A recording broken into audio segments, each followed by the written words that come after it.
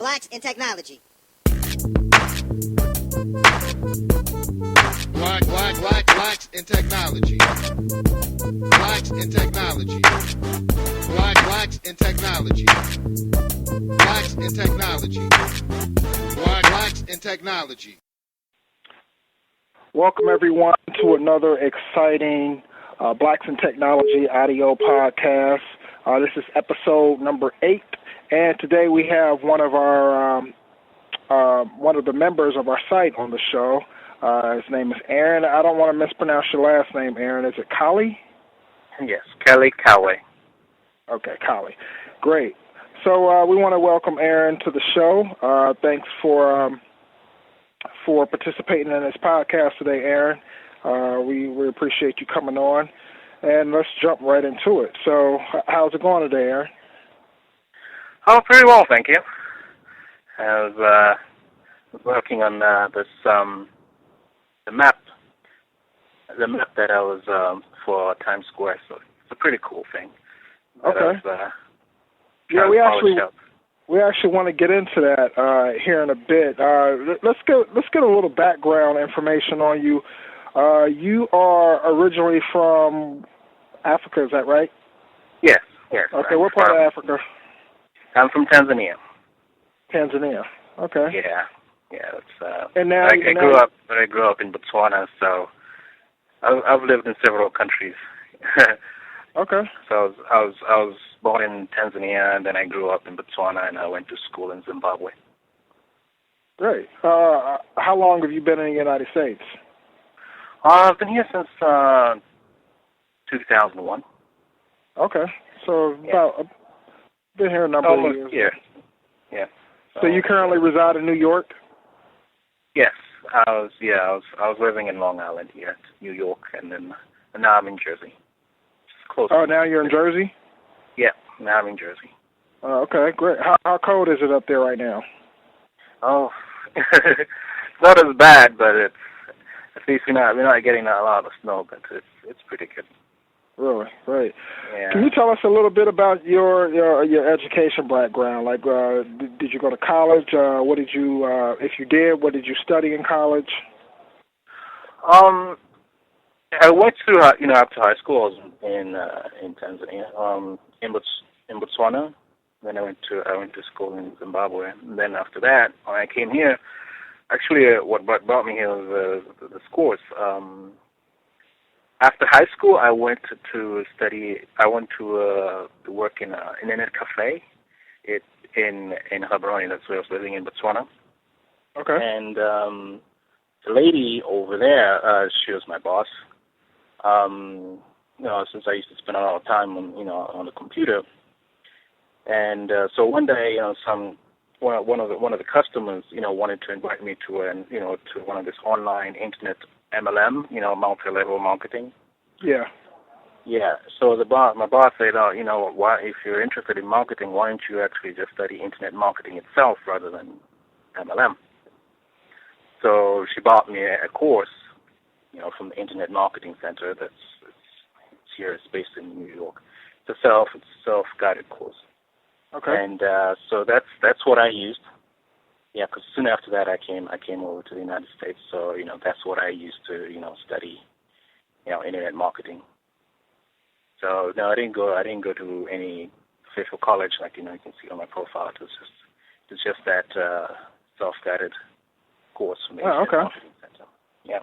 Yeah, that's pretty cool. So, this is Ronnie. Can you tell us a little bit more about your 360 virtual tours and what's going on with that? Yeah. So the 360 virtual tours was it was a website that I was building. That I've been working on for quite a while now. It's had several iterations, but the basic idea is to use virtual tours as to enhance the local search experience when you're doing a local search of a neighborhood or a shopping mall. The idea is to use the virtual tours, the 360-degree virtual tours, to actually not just to actually see the building and explore the place, as if you were actually there. So if you've experienced Street View, it's something similar. It's very similar to that. But this one allows you to go inside, into the buildings and see all that. So that's what that was. That's basically what I've been trying to build. And so I came over to the community to get a little help on that once, since I was almost ready to launch. So what kind of sparked this idea? I know on the site, in the forum, you kind of mentioned that you've been doing a lot of research on offline indexing of data and making that presentable to people. What kind of got you going down this path and you wanting to start a business like this? Could you please come again? Didn't get that one. Didn't get the question right. Sorry. I said, what kind of sparked the idea of you building a site like 360 Virtual Tours? I know on the site, on the social bit site, blacksandtechnology.net, you was mentioning something about offline data, being able to index offline data and stuff like that. So what kind of got you going down this path? What got me down this path was it was funny because I was looking for a way to I was looking for a way to end poverty in Africa. It was funny, but that's how it started. And I'd read this book from Muhammad Yunus. He's one of the he was a Nobel laureate during he won the Nobel Prize, the Nobel Peace Prize in 2006. He started this thing called the Grameen Bank. So he had he wrote a book about ending poverty, and so I got caught up with that while I was studying internet marketing, and so one time while I was helping one of my friends do their websites, I discovered how to do this virtual tours, and so I realized that this thing has quite a lot of utility, but of course it's rather time consuming to do. So I thought from what I learned, I thought this could be a good opportunity to create jobs, because the results are pretty amazing.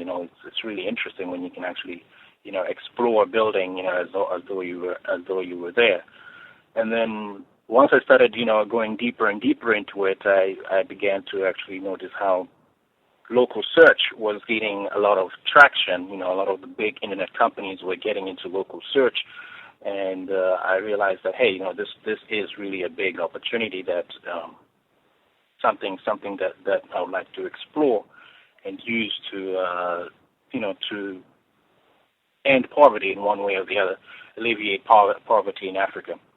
So I thought, let me start in America. Here, before so God kept poverty right here in America. We've got poverty in the in the inner cities. So I thought, because the business, because of how it is going to be structured, it was, the virtual tours have to be taken over here in America, and then there's a lot of production work, when actually producing, stitching the virtual tours and a lot of that is that, so, we'll be sharing the workload. As in, you have a team here in America going around taking the virtual tours, and then there's a team in teams in Africa that are doing the production of the virtual tours and uploading that onto the internet. So there's always there were two teams. So I said, this would be a good opportunity, for like youth in the inner cities to also work with with youth in Africa, and actually team up and work together. So that was my idea. That was when I read the book, how to end poverty. That's the kind of idea that I got. So I started working on. So I started, doing all this research, and of course, once you start seeing companies like Google, offering a lot of money to buy like local companies, I thought, this would be a good opportunity. So that's how I really started getting into the business. Okay. So now I have, yes, definitely. I was going to say that book on how to end poverty. Can you go over some points on what it was bringing out? I haven't read the book. It's something I definitely probably want to look at, especially if it touched you in the way that it gave you the passion to want to go out and do something. Can you give us some of the points from that book? Oh, well, the overall point that he was pointing out was to do it the way like he was doing it. He started this bank called the Grameen Bank. So it was the idea of having a social business, as in a business that is not only interested in making profits, but one that is also interested in doing a social good, and not something that is just done as like when you donate money to the poor and say, okay, this is the thing, but actually it's ingrained into how the business actually functions. It's like it's really a part of the business itself. And so Grameen Bank was that kind of bank, and he's won several accolades for his work. What he did was he found a way to do microloans, to provide microloans for poor people in a way that they would actually pay back those loans. And so what he was doing was providing different examples of how companies can be social in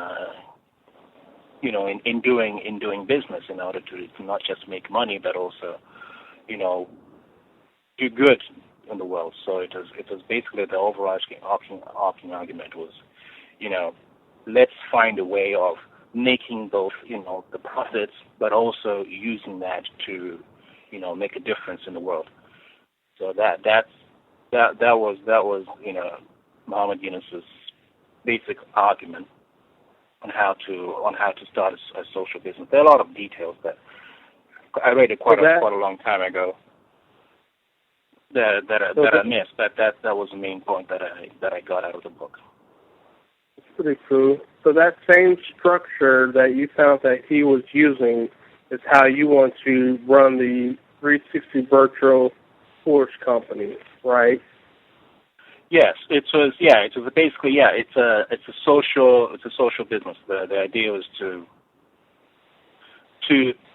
actually give people knowledge, as in I wanted to start off in America. The idea is to give people knowledge on how to create these virtual tours. I wanted to get to the poor people, and of course, but you wanted to first start with people who have a level of internet competence.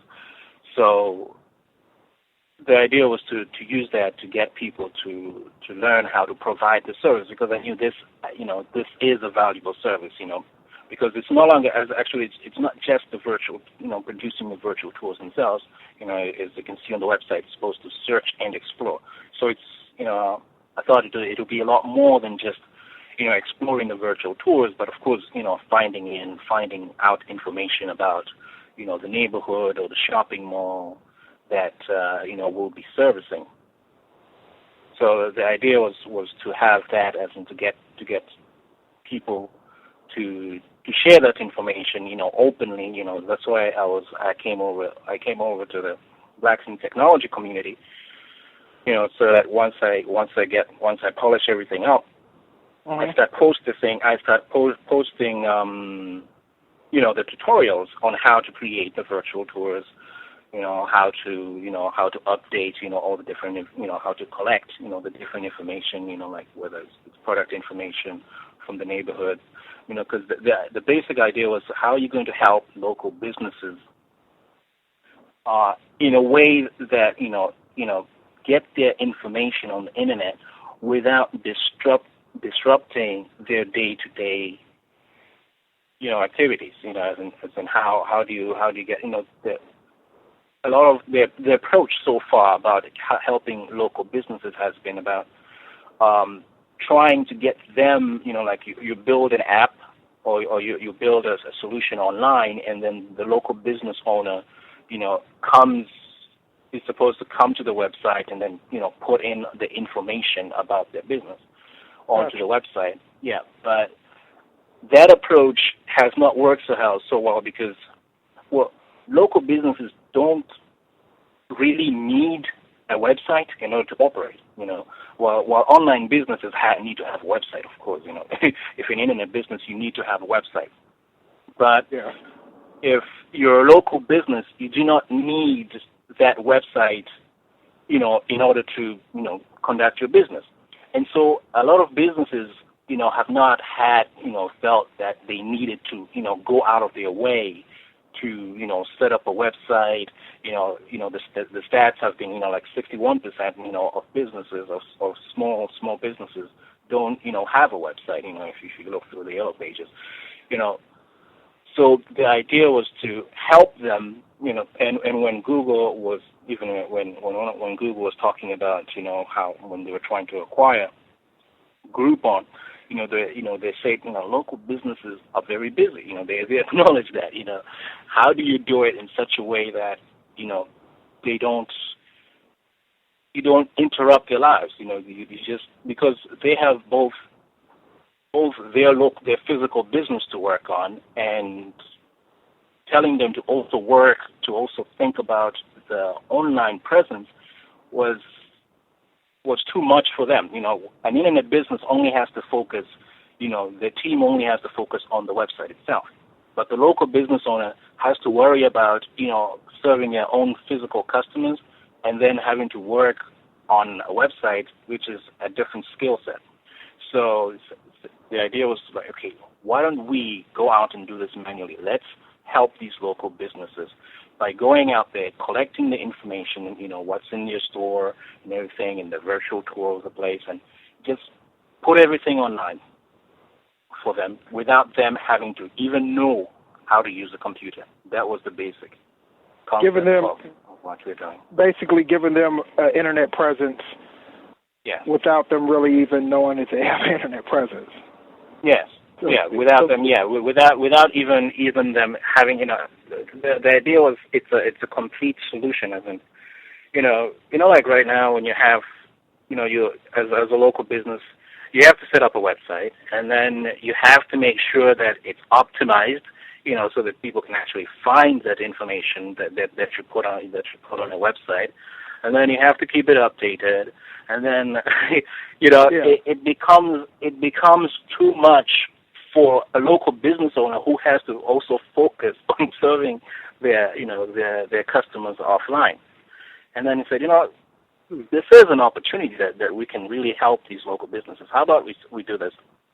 You don't even have to know how to own it. You don't even have to know what's on there. All you need to know is, hey, we're here to help get this information out there. If you have a promotion, just like the way you have a regular promotion, you put up a sign, that hey, we're having this product here on sale. Now, what we do is we come in and then we take that information online so that the people who see it are not the people who physically walk past the store or physically get into the store, but also people who are not, physically walking around the store. So you get to reach a much wider audience. So what we're doing is we're coming in, we're collecting that information, and we're putting it online. And the virtual tour is simply a part of that experience for people to actually get to discover, that you are there. So that was the basic, the basic premise of it. As in, we're not going to try and ask you to come and fill in your information on a form or on a website or something like that. No, we'll come in and we'll do everything for you. It's a complete solution. So we'll collect that information, we'll put it in, and then you have like the virtual tour website is actually the directory itself. Since the website is almost it's like the yellow pages. So the website you hear about this virtual tour website, which is basically another website within, so like the business listing doesn't just list, your business itself, it also lists all, the products that the business sells. So the idea was to just get all that information, as much information as possible, to get it online, but make sure that, you know what, it's completely, you don't have to know anything about the internet. Just know that we're bringing this thing over to a wider audience than you would have by simply putting up a sign on your door. And your goal is to recruit the community in order to help populate the website with data Exactly. and with the actual virtual tours themselves, correct? Yes. So that was how. Let's get in, because I've seen the website that you have. Let's get into a little bit about I guess the technology behind it. Did you design this from scratch? Did you design a website from scratch? The website from scratch? No. That was part of this is part of a WordPress template. Okay. This is part of a WordPress template from the guys at what are they called again? Elegant Templates. They're really good. Really good. Gotcha. So this is part of the template, and what I did was to get the virtual tours in there and get the information, to organize the information, to put it all together. So this is the WordPress, and also the virtual tour websites will also be different WordPress installations. Okay. When I first heard the word 360 virtual tours, in my mind I was thinking of you going up to these different shops with the camera and getting the outside and the inside and stuff like that. And now, talking to you, it seems as it's different than what I was picturing. So now it's more of we want to find local businesses, mom-pop shops, who don't have the resources or time, probably, to develop an online presence. But we're able to create that simple online presence for them, because if they don't have an online presence in this digital age that we're living in, eventually they're going to be probably put out of business unless the local community can keep them running, which they've been banking on for so many years. But a lot of people now are doing online business. They're shopping online. So your goal is to continue to let those local businesses thrive by having that online presence. And with that said, if I'm thinking correctly, it can start off as a small, simple page for them, like, hey, we're still here. This is what we do. This is what we offer, and I'm not sure if you thought about this or not, but down the road, they're going to see, and you can present to them like, hey, this is how much foot traffic you got from your online presence, but we have a premium account where it allows you to show what type of inventory you have, or if you want to start taking transactions online. So if you go out there, you present to them with this free account, free nice little template for their online store. They get their store out there, but then a premium version where they can start taking transactions for their store. And if they wanted to do that, you can easily teach them how that system works. I'm not sure if that's the path you're trying to go down. First, you get them in with a nice free account, online presence, and eventually they see, hey, this is a good thing. What's the next step? Will be a premium account. Yes, I think that would work out pretty well. Because there were different models, because as you know that the local search business is pretty tight. It's pretty crowded in and of itself. So the idea was to create a website that would attract the most traffic. So of course the virtual tours were one of the highlights. One of the attractions that would bring the users to a website. So yes, you want to start with something rather simple. That like you mentioned when I was talking about having the inventories I know like what other web services have is the actual product, and and if the actual product is available. But right now, for many places, when you search for a certain product, you can't even get whether or not where it is actually sold. So there's different revenue models that I was looking at, as in you could bring in get in the traffic and then use something like they're like Groupon. You can do a tie-in with Groupon, as in once people are there, because services like Groupon they need to advertise. They need eyeballs for their local coupons that they give out. So the idea was to have a revenue model like that to get them into the thing, to get a different model, because getting the local businesses to pay for the actual service itself has not been, because of course there's so many different offers that it's basically free on many services. And so the idea was to try and find different ways of doing this. So like we should charge for the virtual tour itself.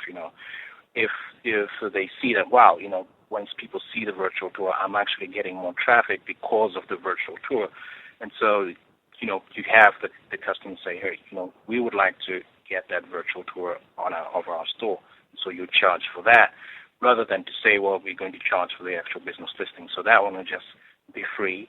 And then once we get the traffic in, we try and monetize it with either the advertising or offering the local coupons, which is a model that Groupon has been very successful with in actually getting some way of saying, okay, before the order actually comes in, we wanted to just say, you give us a coupon, and we'll market it for you, and we'll get you customers, and we take a share of however how many people bought the product that you're offering. So I think the Groupon model has worked very successfully. So I think those are the kind of models that would work in local search, rather than trying to get them to actually pay, because, like I said, in the first place, they're not even interested in having a website. So the local businesses themselves, you have to really have very smart way of trying to get them to actually make any kind of payments online. That's why Google has been almost wanted to spend $6 billion to get Groupon, because Groupon figured out a way of how to get the local businesses to actually spend money online. So it is a challenge to get them to do that. But of course, once you know that the data shows that there are a lot of people who begin looking for products locally online. When they're looking for products and services, they start looking for them online before they actually go and actually purchase them offline. And so by being that gateway, the gateway where people actually look for stuff online and then they go and actually buy it offline, I think that there is a lot of opportunity in terms of product advertising, because that's how Google got to be Google. They managed to match what people were looking for with the advertisers who were offering what they were looking for. So between the advertising model, between the search and the search results, search advertising, the display advertising, and the coupon advertising, I think that there is a lot of opportunity over there to capture some revenue, because we also have the virtual tools themselves.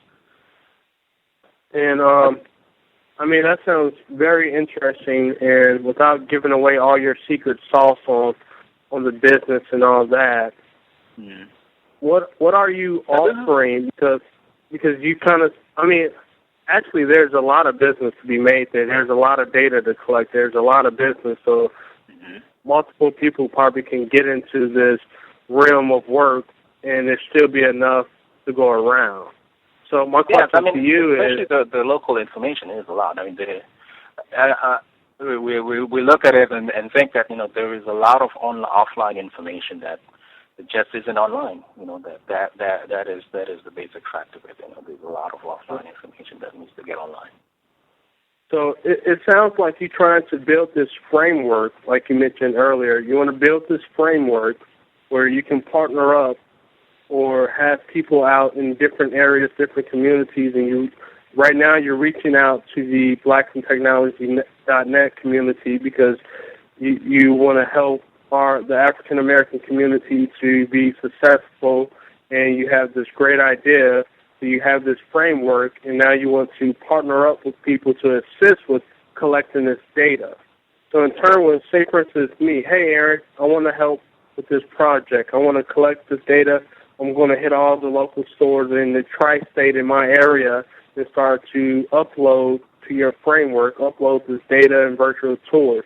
What are you offering? Like, what is the compensation? Because, a lot of people, they're like, okay, if I'm going to do all this, what am I going to get out of it? And that's sometimes what people want to know. I've always it definitely determines sometimes whether or not somebody is going to participate or whether or not they're not, going to participate. So. Yeah, so the idea was to get. So I think that the virtual tours and the way we are, the information is organized is going to be appealing to customers. I wanted to start this off on my own so that tours as a proof of concept. And one other thing is that I didn't want to have it like stretched out thin. So when, as in, like how the major companies do it, as in they go out and they want to cover the entire country in one fell swoop. That will not work, especially when it comes to local search, because the idea was, my approach was to make it very detailed. The idea was what would give people a reason to keep coming back to search for local products and services on your website, on a daily basis. And so I said, okay, so how, once you get that, how are you going to compensate? The first thing was whatever we make. The idea was the virtual tours can be sold. That is something that there are companies that actually make money out of simply selling virtual tours themselves. And so you learn how to do it, and you make the revenue that you earn from the virtual tours. And the revenue that is earned from advertising on the website, that's also shared. But again, this is very new. So of course there is no revenue coming in right now. So of course you won't get it. The whole idea was to think like Silicon Valley. That there is value in the service, but that it's not going to be coming tomorrow. As in it's not going to be coming tomorrow. So how? That's what I'm saying. I'm not asking somebody to quit their day job to get into this. It's something that you want to acquaint yourself with. So if we do get a surge in interest, I want to have people who are ready to actually take up the work.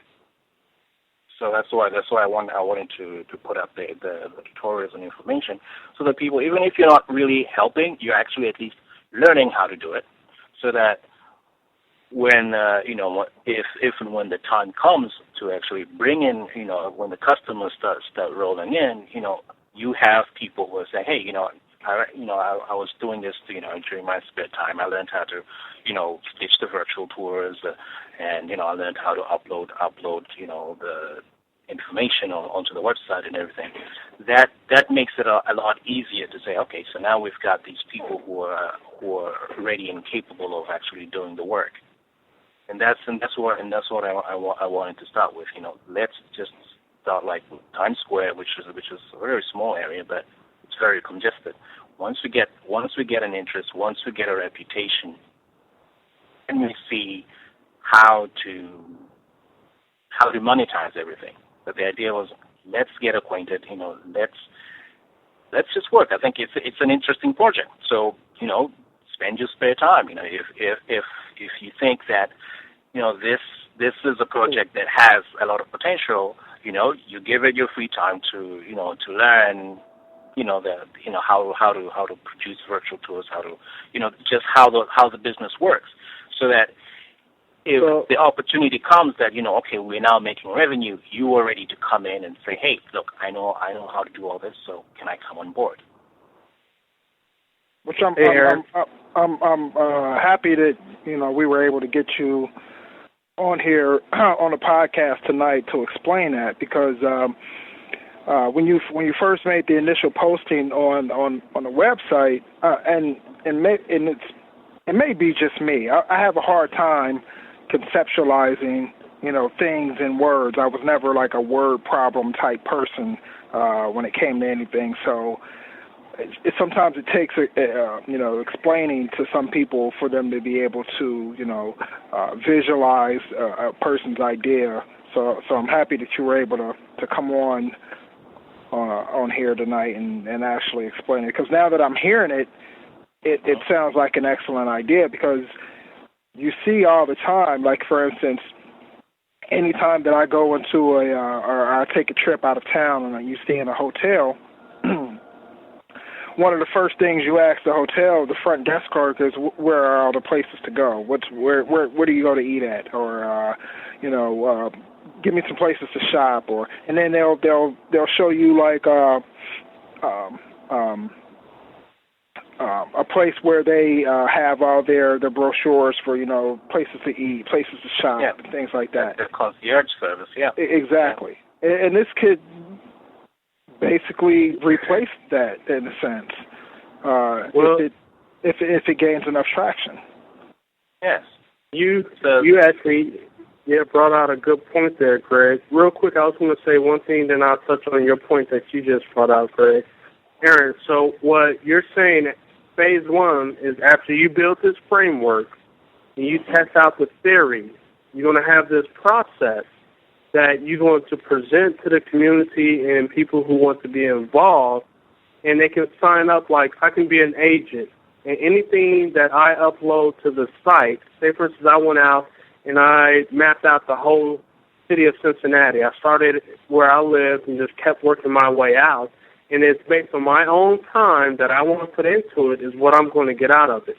So if I go put out 10, 15 different stores in this virtual tours, and they making however much revenue after I'm signing them up, I get a percentage of that. Yes. Right? Yes. And Greg, I like what you said about you go into a hotel and you want to know what's going on locally. There's nothing really, you don't know anything that's going on unless you go to the front desk. There could be even a potential to even have a device in a room that can easily pull up that data. Sometimes people bring their a kiosk. Sometimes people bring their laptop and stuff to hotels, but not everyone brings a laptop. Not everyone has a laptop. But if there's a kiosk right there in the front desk, you say, I'm looking for pizza, I'm looking at what's the nightlife about, and boom. You can easily pull it up. And I thought like in New York they have these newsstands that could work very well. As in, it's because the concept when I've been as I regurgitated it was kind of like a shopping mall directory. Whereby you just go there and you find out where everything is in a much faster way than you would walking up and down the mall trying to find out where stuff is. It's like a shopping mall directory, but it's basically digital. And so the same concept was how about if you had like a place places it was in the neighborhoods that had something like the newsstands, or you could have it on a tablet like a phone or a tablet. But of course when it comes to local, people need to know that the actual service is available. So a kiosk is a lot better option to actually, so that when people are walking by, they're looking for stuff locally. Hey, look, I need diapers for my kid. Where do I get them? You just stop by at the kiosk and you do a search and you find them. So that's the kind of concept. The way you're explaining it. I think that would be good to have a kiosk. Kiosk, whether it's in the hotel or freestanding kiosk within the neighborhood or within the shopping mall. I think it could be accessed after hearing it. Mm-hmm. After hearing it, I think it's an excellent idea. I think it's something that definitely should be presented to the community. I'm glad, like I said, you got a chance to explain it here on the podcast, because we do have some loyal listeners out there, and maybe the word can be spread around. And I just want to take this opportunity to definitely invite you to post those tutorials online, and hopefully we can get the community involved. I was thinking that a category, because I noticed that I can create a category in the forum, but a category that has the different tutorials, because I noticed that the group setting isn't too conducive to that. But if you could create a category for the project, that way I'd post all the tutorials within that category. That would work out pretty well for me. Yeah, I don't see a problem with that. We should be able to do that. Yeah, and and also the one thing that I also wanted to mention was I wanted to have it branded as in the Times Square Alliance. They're like it's like a business improvement district, and they do have their own kind of guides. So the idea was like, okay, how about we actually go in and say, look, we're going to provide like a white label solution whereby we power these guides that you are creating, as we make them a little more interesting than because they have basically a list, where they have like a restaurant guide, they have like a list of restaurants, and a hotel guide has a list of hotels. So we approach them and say, hey, look, how would we actually power the guides that you provide to visitors in Times Square? And that's the same model that I was thinking of actually presenting to shopping malls. As in, how about we actually power the official shopping mall directory, or how about we power the official? So we actually provide them like a white label solution, whether it's like actually their shopping mall directory, that we just provide the information that goes in there. Of course, it's a lot easier because they will be providing us the traffic, since this is their own directory. Yeah, I like that idea. So when are you looking for your phase 1 to be completed and ready, and start sharing the process of uploading the virtual tours? Okay, so within I think at least 2 weeks, I should start posting the things online. But and I'll also like to, I think phase 1 will be to actually approach the Times Square Alliance and see if whether they will be interested in us powering their local directory, their guides. I think that would be good, because it will provide, since they get quite a lot of traffic they also have an information center right there in Times Square. It would be an opportunity for people to actually get to see the virtual tours and for them to actually better present, because the whole purpose of the business improvement district is to help the local businesses improve their sales by helping direct customers to their stores. So I think what we're doing is complementary to what they're doing. So the idea is how about we partner up and we just power I think your directory, because they have a solution whereby there's a third party who is powering their online store whereby they sell memorabilia, Times Square, T-shirts and mugs and everything like that. So I was thinking that, how about we follow the same model and say, hey, we'll power the guides that you have already started, and we'll enhance them with virtual tours and a little more information than you've provided. So I think that'll be phase one, within at least the next 2 to 3 weeks, whereby I go there and present and say, okay, so is this something that you'd be interested in? Okay. Yeah. And then I think from there, then we start gauging the interest. So I'll be in the forum. So once that thing will be there, I'll constantly update on what's happening, on a continuous basis. Just keep the community updated. So if they once probably some people I know would probably want to wait and see whether this thing is gaining any traction. So the idea is to at least have a place where people can check out, can check and see, hey, how are things going with the project. Excellent. I also want to thank you as well for sparking a lot of activity on the forums as well. We have quite a few members. Some of them aren't as active as we would like, but you are definitely one of the members that has been pretty active on the forums and posting and giving information. And that kind of leads me into my next question, because I've been I read your posts every time you post something. You seem to be pretty well informed about a myriad of different topics, and I just wanted to know how much of your, well, for one, you seem to know quite a bit about technology. You seem to know quite a bit about economics. So did that come from, just the self-studying of internet marketing, or was there, other factors that led to your knowledge in those areas? Well, technology has always fascinated me since my mom got me a computer. Okay.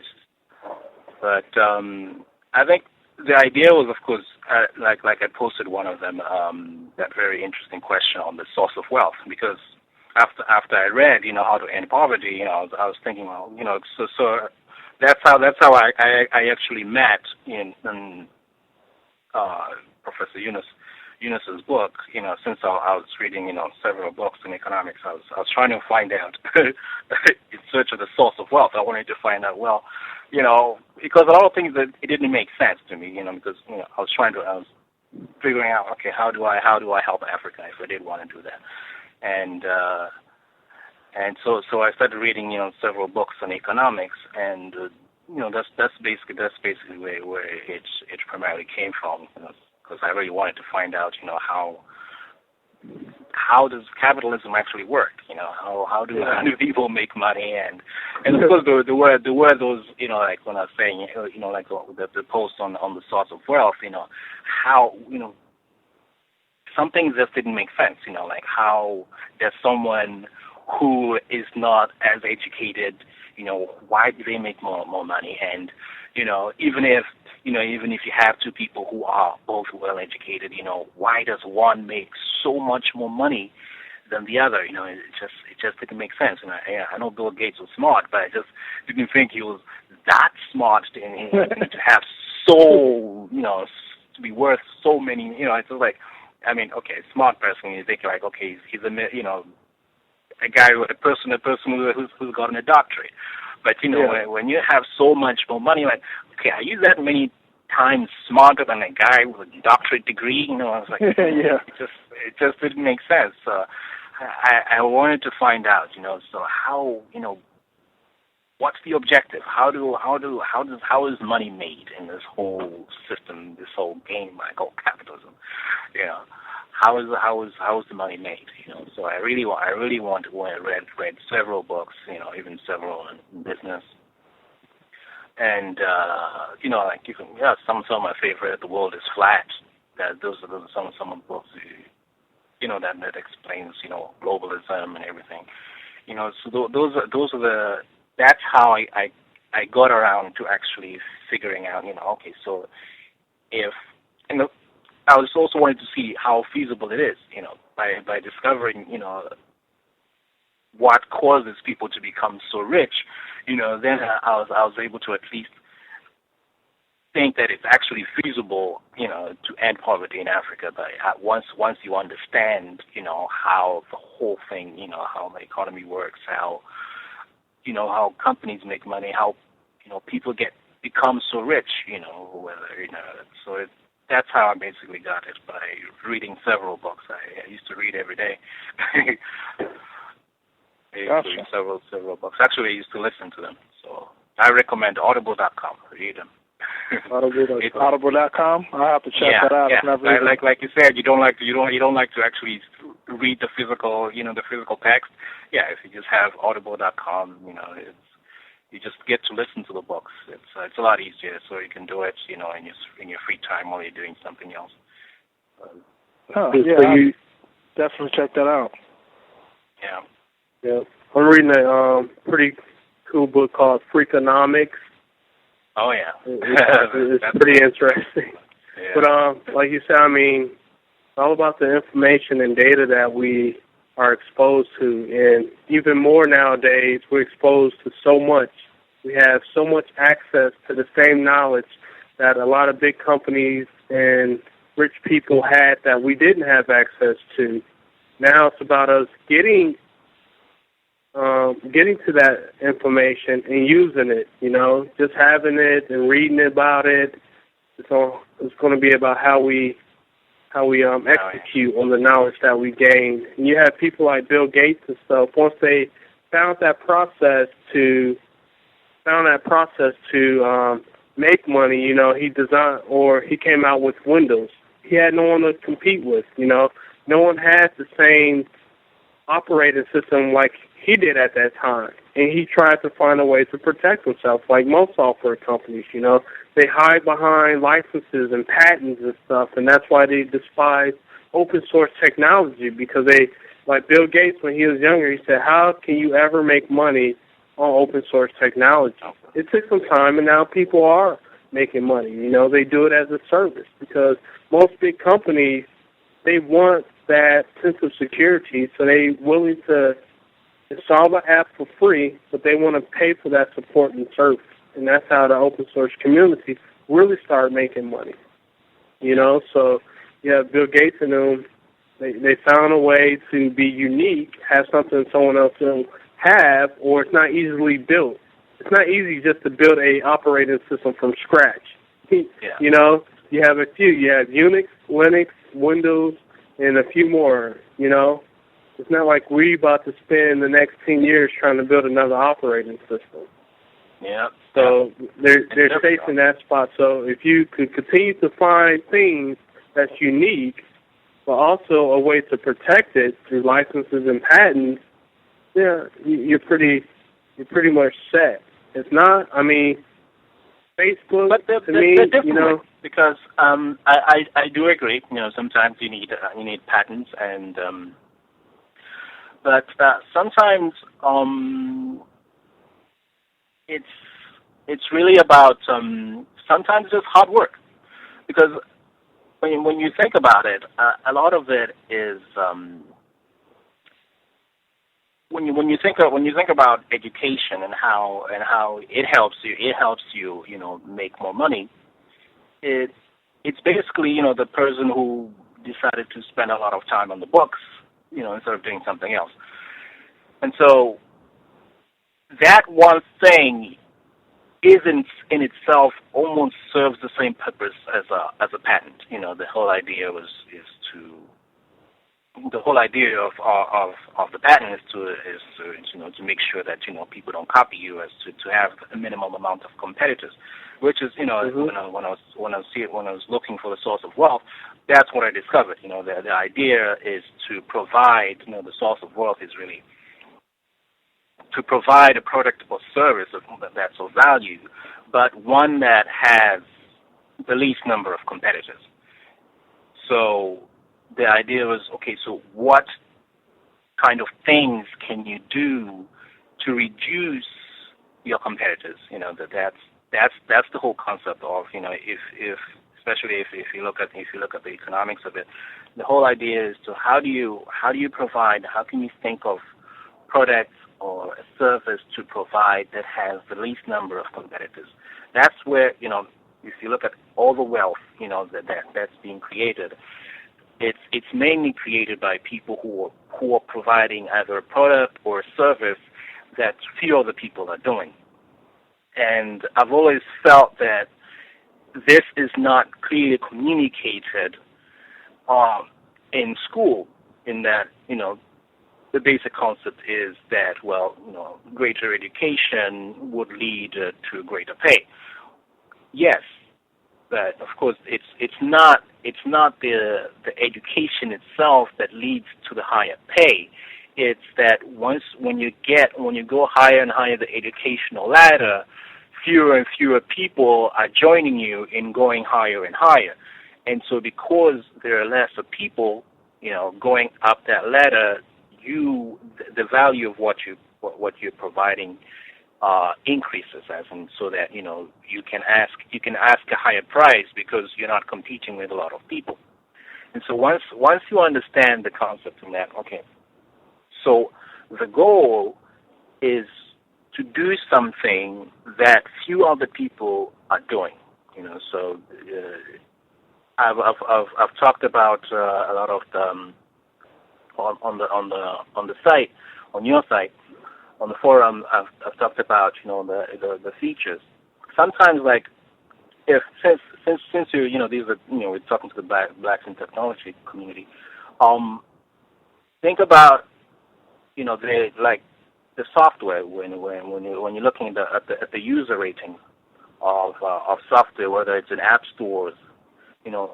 Every one of those complaints is a business opportunity. Actually, whenever you see complaints in let's say the Android market or the App Store or Apple's App Store, all those complaints is actually, they're a gold mine of business opportunities. You want to provide something that a competitor is not providing. The whole idea is what are you providing that will make people want to come to you instead of them. And so if you were thinking of, for me, I probably just see a lot of the software because I read about a lot about it. If you're going to be providing, if you want to provide a service, think about don't just create another service, but look for the complaints. Analyze all the complaints. Let's say you want to build an app. You're thinking, well, what app should I build? And depending on what you're able to do, go and start researching what are people complaining about, in the kind of industry that you're looking to get into. What are people complaining about? And once you start analyzing these complaints, the idea is now to provide solutions for those problems. Okay, those will be the things that those will be your unique selling proposition. Those will be the features that reduce your competition. But of course, you have to make sure that how am I doing this? That when I do this, the competition can't easily copy. So it can't be an easy solution that once you've built your software, your competing software, that the incumbent just copies what you did, and that's of course the it doesn't make your effort worth the thing. But all those complaints, whenever you see complaints, those are business opportunities. Every one of those is like, how do you provide a solution to that problem? That is your unique, that is an opportunity to provide a unique selling proposition to say, hey, we provide this that you don't find on this competitor. So there is a lot, I think there's so much opportunity once you actually begin to think in terms of, all right, I want to provide a service. How do I start? Well, analyze the complaints. If you are a person who consistently looks to solve people's problems in your industry, you'll find that you start, differentiating yourself, and that is what brings you customers, and that is what, creates the wealth, by eliminating your competitors, by providing products and services or, like features that they are unwilling to provide. So you want to provide the solutions that someone else. So the whole idea of, if you want to create wealth, is to reduce your number of competitors, and the way you do that is thinking of ways of doing something that the competition is unwilling to do or is unable to do. So I think there's a lot of opportunities in that once you start thinking about it that way. Yeah, and I want to add to that point. I was just reading an article today, actually, that basically touched on exactly what you were talking about, and that's find something that people are complaining about. And there was a company, and I cannot for the life of me think of the name of this app or the company that provides this app, but it's basically providing Flash for the iPhone. And they provided it for a download of, I think it was $4.99 or $4.99. And instantly they had over 1 million downloads. Oh yeah, there's that new browser, Skyfire, I think. Yeah, exactly. Skyfire is who it is, and I think they had some issues with the amount of traffic they were getting. They were getting so much traffic that I want to say they had to. Reduce to reduce the number of people coming in, I think. Exactly. Yeah, but that's a perfect example of of people. The biggest complaint with the iPhone is it doesn't provide it doesn't have Flash. Watch the Flash videos. Yeah. Exactly, and if there's a company that's providing that, you're fulfilling a need right there just by providing Flash-enabled content, and instantly they became once they provided that application, they became wealthy from doing it. Yeah. I wanted to touch on those points too. I know Greg and we were reading a book called Get Real from the guys at 37 Signals.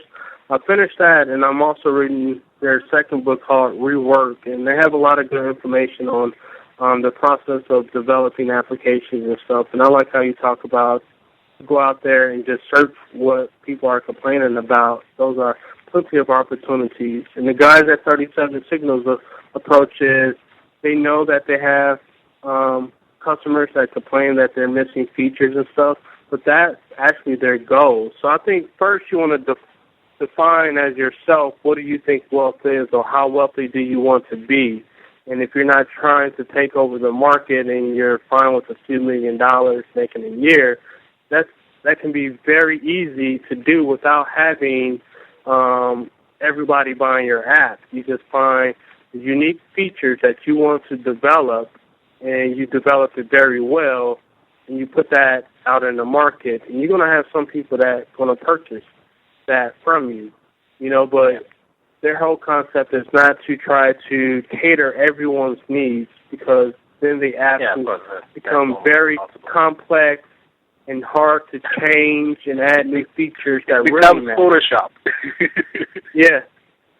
So I mean, I kind of like that idea. I never really thought about just sitting there and searching the internet for search terms like this app sucks, right? Yeah. But sometimes it's almost... Sometimes it's even easier, too, to just, if you're having a problem with your own app, develop something for yourself. That's what the guys at 37 Signals did. They they was looking for a good project management app or some app that wasn't able to suit their needs, so they developed it themselves. So now if we teach people how to program and how to develop their own app, they can solve their own solution. And when you solve your own solution, you're a little bit more passionate about it, right? So you're willing to put in the work and the time and the hours to get it done because you know you're solving your own problem. And when you solve your own problem, I'm pretty sure other people are having that problem as well. Exactly. Yeah. Honestly, you know, you can. I think that's what Salesforce does. Does a lot of that. You know, a lot of companies. When companies, you know, solve their own problems, they can sell the solutions that they've created for themselves. So yeah, that is a very good way of doing it. You know, find out who's complaining, find out what they're complaining about, and then you know, say, hey, I can help you. That's how it works. You know, that's how it works. I think I really would love to see, you know, some apps. I would like to see some, you know, some blacks going up on TechCrunch Disrupt and, you know, hey, I see that guy. I know him from the forums. Yeah, you know, I think it's on its way. We're gaining traction and we're getting, you know, more members all the time, and pretty soon, you know, we'll be engaging in more community projects, and hopefully, you know, something can come out of one of them. Yep. So hey, Aaron, go ahead. Yeah, and I was thinking of you know ways of thinking of getting funding for projects, which is another thing that our community may have problems getting.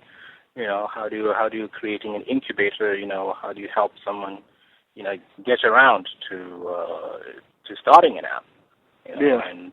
And you know, I think that was another thing that would be really helpful for the community if we found a way to actually. When I was thinking about the project, I think, you know, if it did become successful, you know, I'll be very willing to, you know, to have the resources that, you know, the part of the revenue that is generated from this project to go into, you know, funding other projects, you know, other app, you know, they want to work on a project. They say, hey, you know, I've got this idea, and well, hey, you know, that's what we're here for. You know, you go out there, you build an app, and then whatever revenue you generate, you put back. That's, you know, when I was talking about the foundation, you know, to create something whereby, you know, the projects that are created by the community, you know, contribute money to this foundation where, you know, you can support on one side of people, you know, other people's ideas, you know, when you want to build, if you have projects in mind, you know, when you approach the foundation and say, hey, you know, we've got this idea that we think would work, and you get some funding from the community foundation, and you know you get some resources to actually work on your project. And if it is successful, you know, you contribute part of the revenue back into the foundation, and that goes to fund other projects. I think that will be really helpful in helping, you know, the community, because, you know, there is, I know for a fact, yeah, it's very difficult to work on projects when there's no resources, you know, and there's no resources at all. You know, other people say, oh, you know, I've got my day job, you know, I can't work on another project because, hey, I got to feed my family.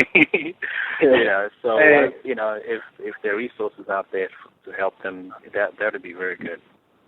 Yeah, I definitely feel that, and I like what this book Rework is starting to talk about too. Is even nowadays you don't need as much capital to really start these software companies like you may have had to do in the past, because the hardware is cheap to develop and put an app on. And the first thing that people should be trying to do is just get an app up out there so people can start using it. Then start building on it and build to, like, if you put an app out there and see if your idea is going to work anyway, right? You'd be the first to put it out there.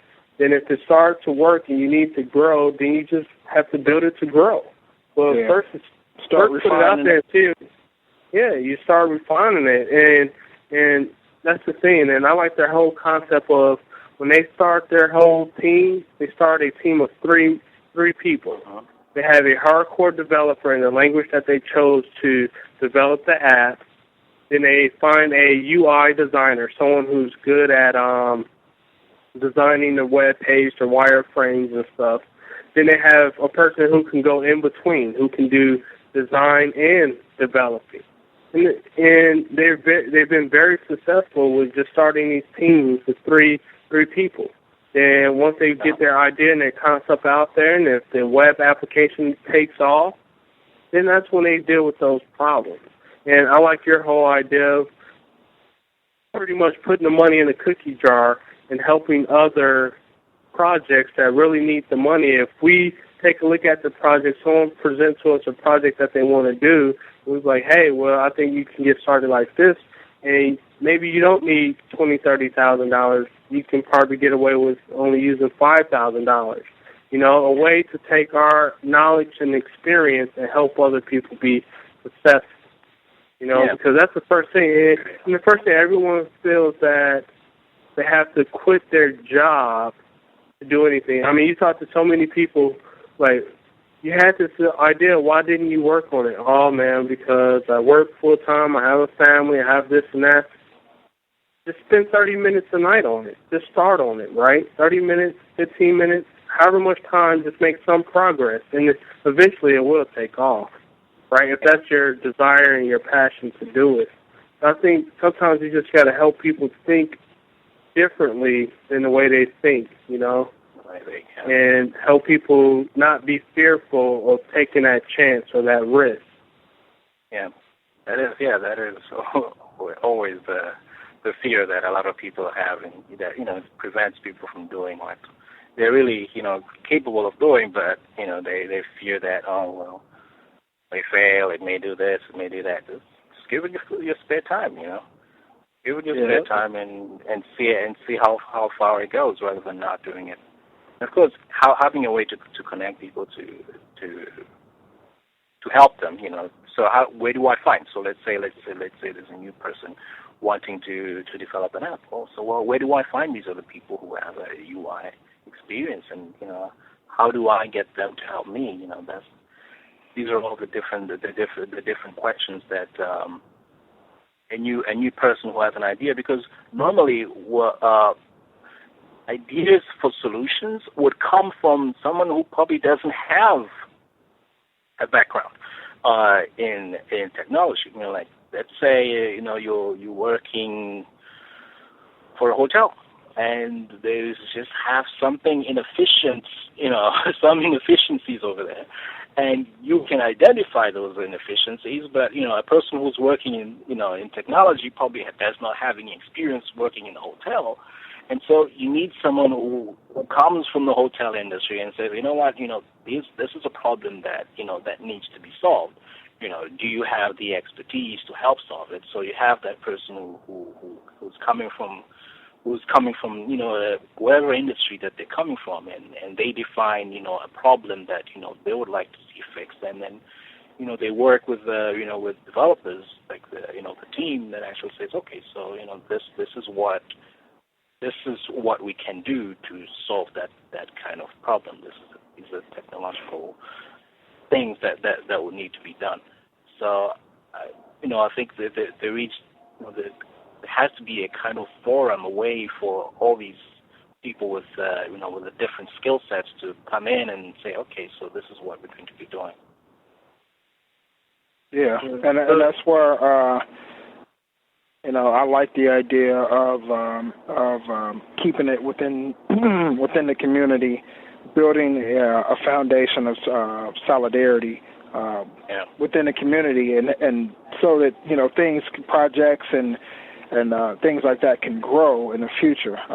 If we can start with the 360 virtual tour and branch out from it, I think it can be a good thing for the community. Yeah. Because I think once we have like a little one success story here, builds confidence, and then get another success story there. That's how the confidence is actually built. And I think that's how the music industry became so, how black people became so involved in music, because they had one success story. They can see, wow, that person became very successful, and and then you see another person who was also successful, and then it builds confidence. It actually tells people that, hey, you can take the risk, and the rewards are great. You can see that here are people who look just like you and have gone through it, and they've succeeded. So. Yeah, I think having little victories to encourage the community, like, hey, look, it's working. that helps. That helps people get out and actually start trying to take a couple of little risks in trying to do something of their own. Yeah, definitely. Well, Aaron, I want to thank you again for coming on to the Blacks in Technology podcast tonight, and explaining the 360 virtual tour to us and to the listeners. And like I said, the invite is out there. Definitely, we'll try to get something, a category created specifically for that, so that you can begin uploading tutorials and things like that, and getting the community involved. And hopefully, people who are listening to pass this along to other people who might want to get involved, and they can come to the site, blacksintechnology.net, and they can begin participating. So thank you once again. Yep, thanks, Aaron. Enjoyed talking with you tonight, and hopefully we get some people interested in your project and start helping that get rolling. And also, if other people have projects out there and you like the concept of us starting things to get these small victories and putting back in the community, let's hear them and let's keep going on it. Yeah. Yep. Thanks a lot, Aaron. You take care, man. Hey, thanks a lot. All right. Bye-bye. Bye. Blacks in Technology. Blacks in Technology. Blacks in Technology. Blacks in Technology. Blacks in Technology. Blacks in Technology.